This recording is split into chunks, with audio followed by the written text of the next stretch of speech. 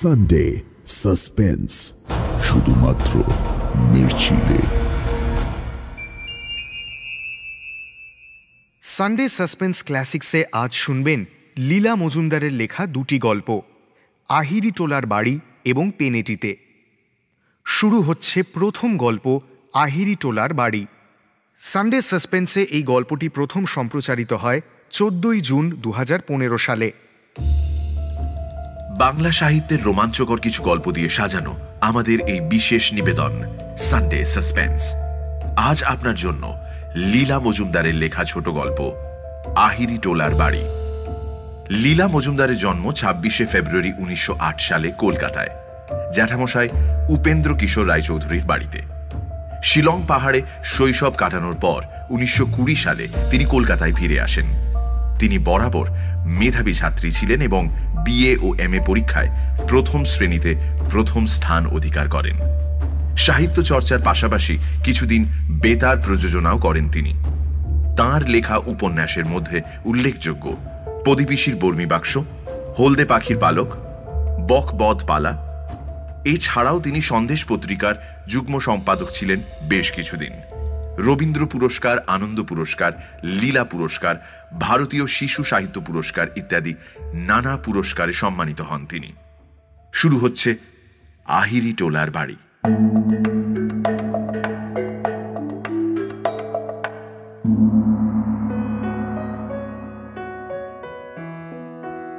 আহিরিটোলা কোথায় জানো তো? সেখানে গঙ্গার ধারে আমার পূর্বপুরুষদের একটা মস্ত বাড়ি আছে। সেখানে কেউ থাকে না। দরজা জানলা ঝুলে রয়েছে, ছাদ দিয়ে জল পড়ে, দেয়ালে সব ইট বেরিয়ে পড়েছে। শুধু ইঁদুর বাদুড়ের বাস, আর সব জায়গায় একটা সোঁদা সোঁদা গন্ধ। বাড়িটা আমার বাবার ঠাকুরদা কোম্পানির আমলে তৈরি করেছিলেন। কলকাতা শহর তখন সবে তৈরি হচ্ছে।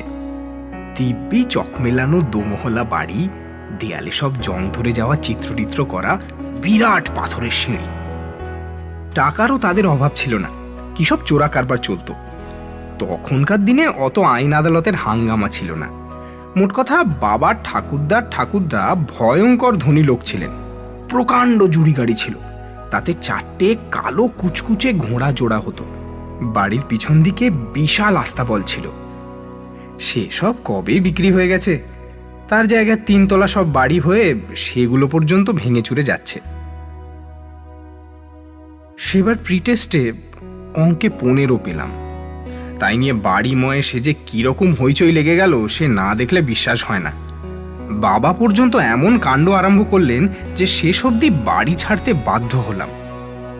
কাউকে কিচ্ছু না বলে সন্ধেবেলায় কয়েকটা কাপড় জামার পুঁটলি কাঁধে নিয়ে ঘড়ি কিনবার জমানো টাকাগুলো পকেটে পুরে একেবারে সোজা আহিরি টোলার বাড়িতে গিয়ে উঠলাম। সেখানে আলো টালো নেই। রাস্তার আলো এসে যা একটু ভাঙা দরজা জানলা দিয়ে ঢুকছে, অদ্ভুত সব ছায়া পড়েছে। সামনের দরজায় তালা মারা, কিন্তু জানলায় শিক নোনা ধরে ভেঙে গেছে। ঢুকতে কোনো অসুবিধেই হলো না।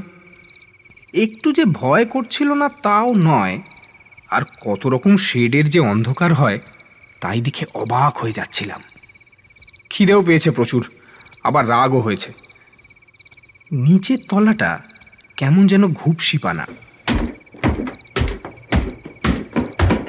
উঁটলি বগলে ধুলো মাখা সিঁড়ি দিয়ে দুমদুম করে উপরতলায় উঠে যাচ্ছি। এমন সময় সিঁড়ির ঠিক উপর থেকে কে বলল, তোদের জ্বালাতে কি সন্ধ্যেবেলায় হাত মুখ ধুয়ে আলবোলাটা নিয়েও একটু চুপ করে বসা যাবে না? সারাদিন ধরে শুধু দাও দাও দাও দাও, এটা নেই ওটা নেই, এটা চাই ওটা চাই, এবার একটু খান্তি দে। ভুর ভুর করে নাকে একটা ধূপ ধুনোর সঙ্গে গোলাপ জল আর ভালো তামাকের গন্ধ এলো। চেয়ে দেখি তারার আলোতে সিঁড়ির ওপর একজন বুড়ো লোক দাঁড়িয়ে রয়েছেন। ভুস্ক রঙের লম্বা জোব্বা পরনে, পায়ে সাদা নাগরাই জুতো, মাথায় ভুস্কো একটা ছোট্ট সাদা টুপি, আর ডান হাতে বকবার আঙুলে একটা মস্ত সবুজ পাথরের আংটি। যেমন সিঁড়ির উপরের ধাপে এসে উঠেছি, আশ্চর্য হয়ে বললেন, হ্যাঁ, তোকে তো আগে দেখিনি। তুই এখানে কেন এসেছিস? কি চাস? খিদে পেটটা খালি খালি লাগছিল। বললাম, কেন আসবো না? এটা আমার বাবার ঠাকুরদাদার বাড়ি। হ্যাঁ। ভীষণ চমকিয়ে গিয়ে লোকটা কাছে এসে আমার কাঁধে একটা হাত রেখে জিজ্ঞাসা করলেন, তোমার বাবার নাম কি? তোমার ঠাকুরদার নাম কি? নাম শুনে খানিকক্ষণ চুপ করে রইলেন।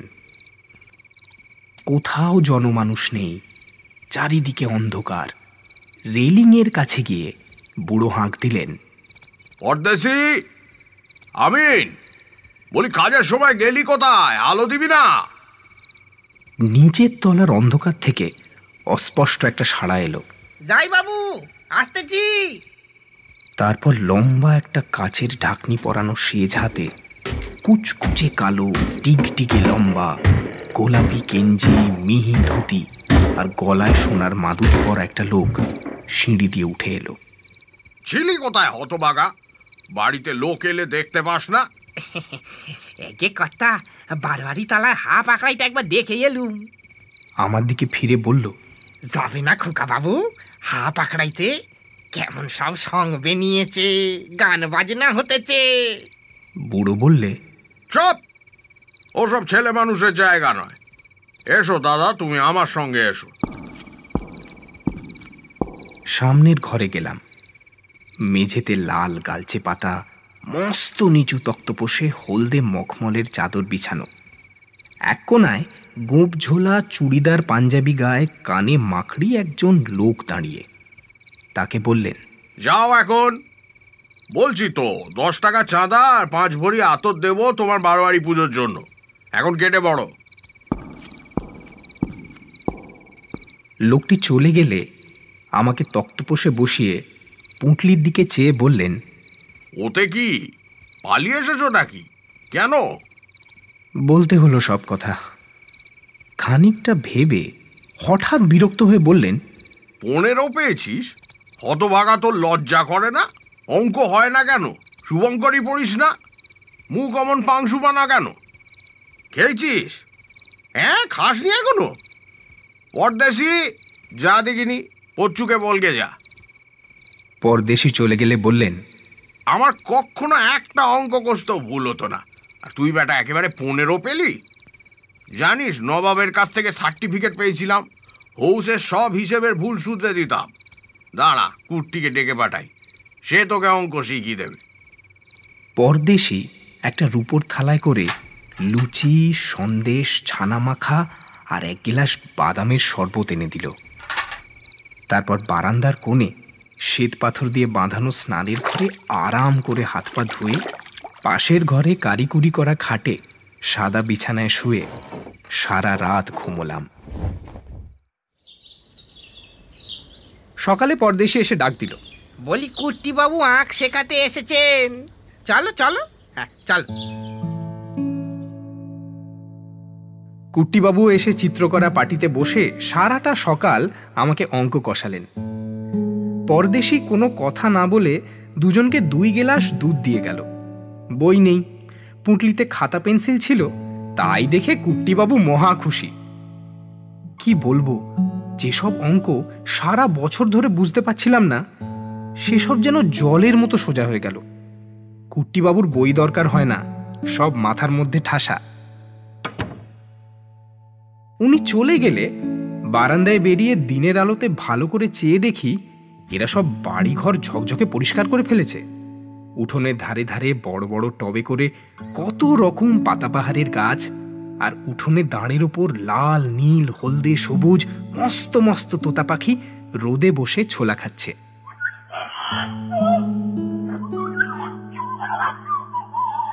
দেয়ালে ঠেস দিয়ে পরদেশি মুচকি মুচকি হাসছে। কাকে খুঁজছো খোকা বাবু? বুড়ো লোকটির খোঁজ করলাম। কি নাম তার? পরদেশি, বড্ড ভালো লোক। পিছন থেকে তিনি নিজে বললেন, আমার নাম শিবেন্দ্র নারায়ণ, লোকে শিবু বাবু বলে ডাকে। তুমি নাকি ভালো করে অঙ্ক কষেছ, কুট্টি বলছিল। এই নাও তার পুরস্কার।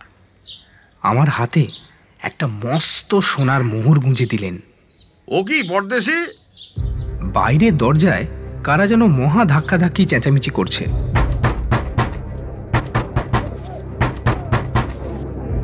ঠংরা নয় তো পরদেশি? আমি বললাম, এই রে, তবে নিশ্চয়ই বাবা এসেছেন আমাকে খুঁজতে। ছুট্টে নিচে গিয়ে দরজা খুলে দিলাম। মা, বাবা, বড় কাকা আর পিসেমশাই এসেছেন। ইস, কি সাংঘাতিক ছেলে বাবু তুমি! এই খালি বাড়িতে অন্ধকারে কালি ঝুলের মধ্যে খাওয়া নেই দাওয়া নেই দিব্যি রাত কাটিয়ে দিলে, বলিহারে তোমাকে। অবাক হয়ে তাকিয়ে দেখি এক মুহূর্তের মধ্যে পরিষ্কার তকতকে উঠোন, তোতা পাখির শাড়ি, পাতাবাহারের গাছ সব উড়ে গেছে। পাগলের মতো দৌড়ে উপরে উঠলাম। খালি ঘর খাঁ খাঁ করছে।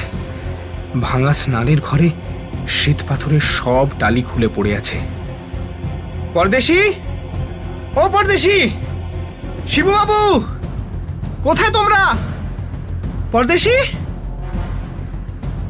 বাবা আমাকে খপ করে ধরে ফেললেন। জানিস না শিবুবাবু আমার ঠাকুরদা, পরদেশি তার খাস খানসামা। আস্তে আস্তে আমার হাতের মুঠোর মধ্যে মোহরটাকে পকেটে পুরে বললাম, চলো, টেস্টে আমি অঙ্কে এবার ভালো নম্বর পাবো, দেখো। কাউকে কিছু বলতে পারলাম না। আমি ঠিক করেছি বড় হয়ে টাকা পয়সা রোজগার করে আহিরিটোলার বাড়িটা সারিয়ে সুরিয়ে সেখানেই থাকবো। গঙ্গাটাও বেশ সামনে আছে। শুনলেন আহিরিটোলার বাড়ি। এবার শুনবেন পেনেটিতে।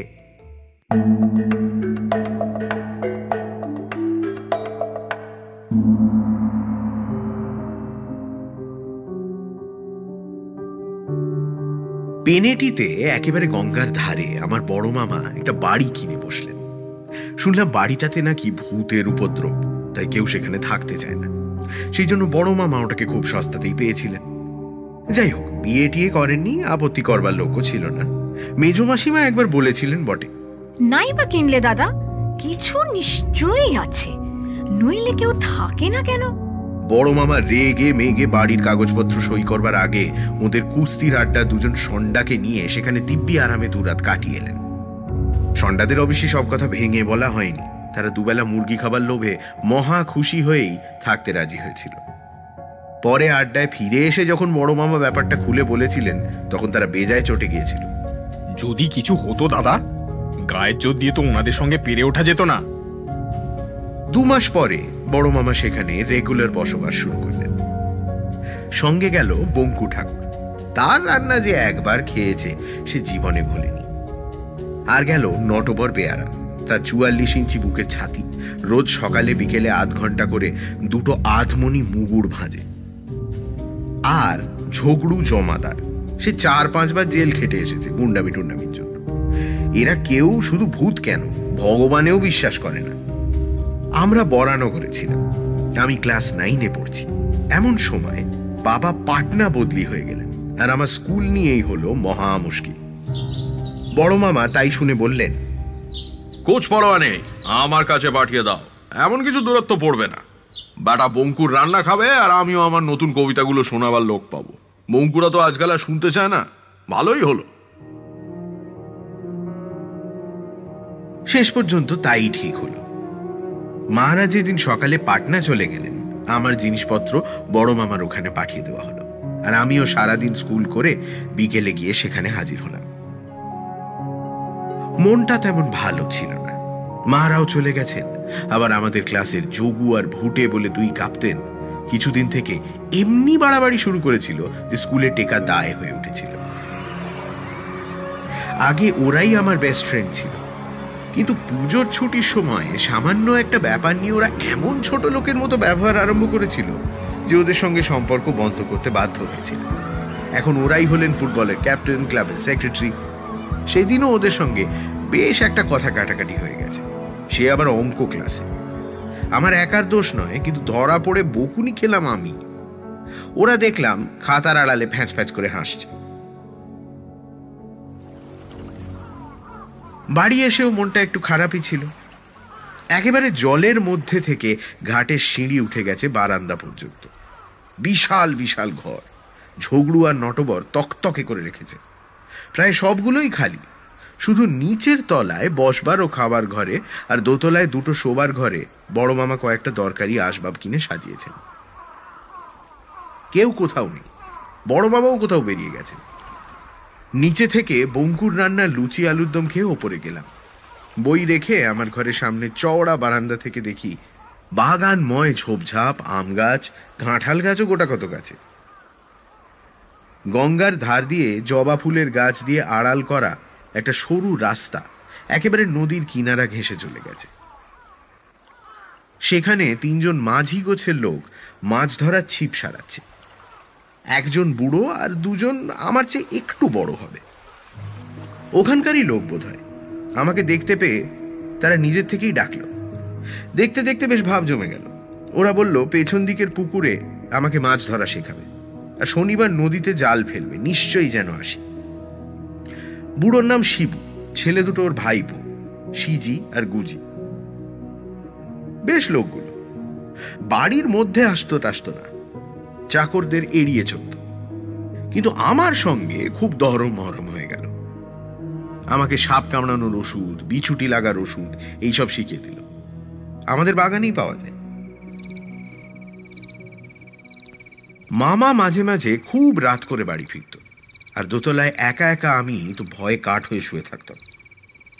শিবুদের কাছে সে কথা জানাতেই যেদিনই মামা বেরোতেন সেদিন ওরা জলের পাইপ বেয়ে ওপরে উঠে বারান্দায় বসে আমার সঙ্গে কত যে গল্প করতো তা ঠিক নেই।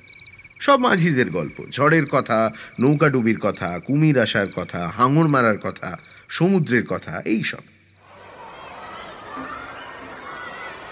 ওদিকে স্কুলের ঝগড়া বাড়তে বাড়তে এমন হলো যে ওই যোগু, ভুটে আর নীলো বলে ওদের কি এক সাকরের জুটেছে, এই 3 জনকে অন্তত আচ্ছা করে শিক্ষা না দিলে চলে না।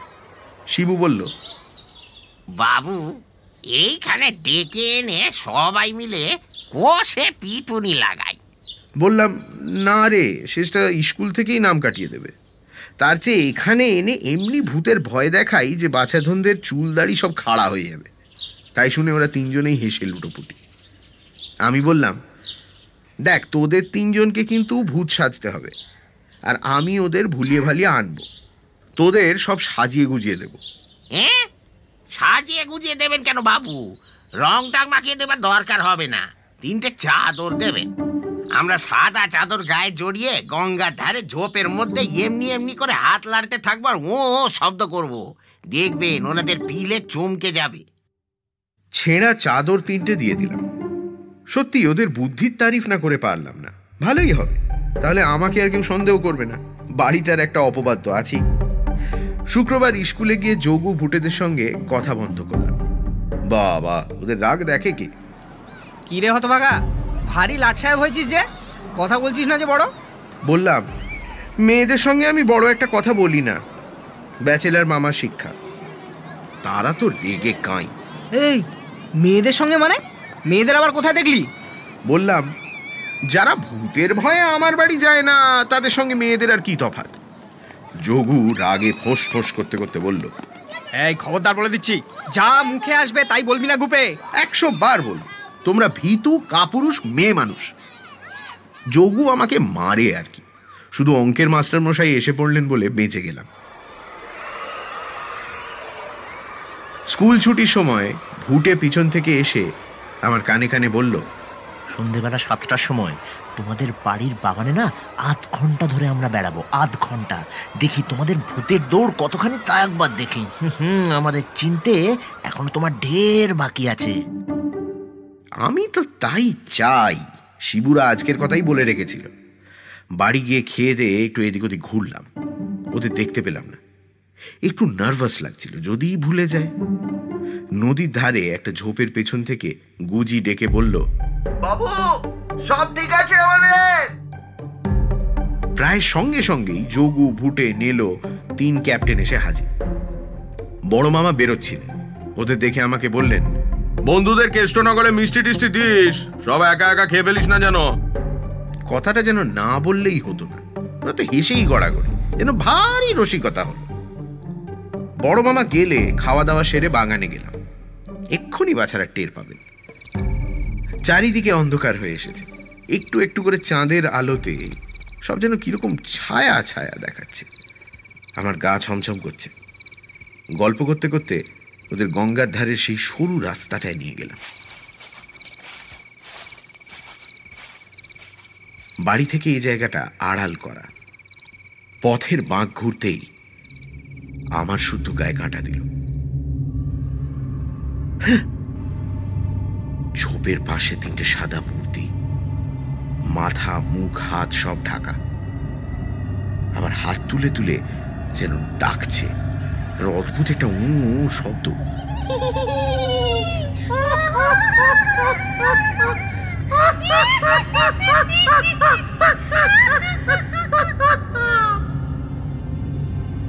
একটু একটু হাসিও পাচ্ছিল। যোগুরা 1 মিনিটের জন্য ভয়ে সাদা হয়ে গেছিল। তারপর আমার দিকে তাকিয়ে, তবে রে হতভাগা, চালাকি করবার জায়গা পাসনি বলে ছুটে গিয়ে চাদর শুদ্ধ মূর্তিগুলোকে জাপটে ধরল। তারপরের কথা আমি নিজের চোখে দেখেও যেন বিশ্বাস করতে পারছি না। তোমরা আর কি করবে? ছোঁবা মাত্র মূর্তিগুলো যেন ঝুরঝুর করে হাওয়ায় মিলিয়ে গেল। শুধু চাদর 3টে মাটিতে পড়ে রইল। যোগু ভুটে নেল, তক্ষুনি মূর্ছা গেল। আমি পাগলের মতো ও শিবু, ও সিজি, ও গুজি করে ছুটে বেড়াতে লাগলাম। গাছের পাতার মধ্যে দিয়ে ঠান্ডা বাতাস বইতে লাগলো। আর গোলযোগ শুনে বঙ্কু, নটবর আর ঝগড়ু হল্লা করতে করতে এসে হাজির হলো।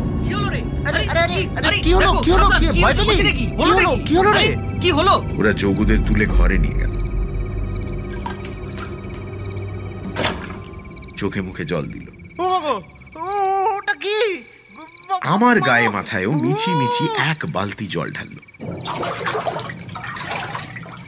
মামাকেও পাড়া থেকে ডেকে আনা হলো। এসেই আমাকে কি বকুনি। বল লক্ষ্মী ছাড়া, চাদর নিয়ে গিয়েছিলি কেন? যত বলি শিবু সিজি গুজির কথা, কেউ বিশ্বাস করে না। তারা আবার কি? এতদিন আছি, কেউ তাদের কোনোদিন দেখেনি শোনেনি, এ আবার কি কথা? আন তাহলে তাদের খুঁজে জানিয়ে। কিন্তু তাদের কি আর কখনো খুঁজে পাওয়া যায়? তারা তো আমার চোখের সামনে ঝুরঝুর করে কর্পূরের মতো উপে গেছে।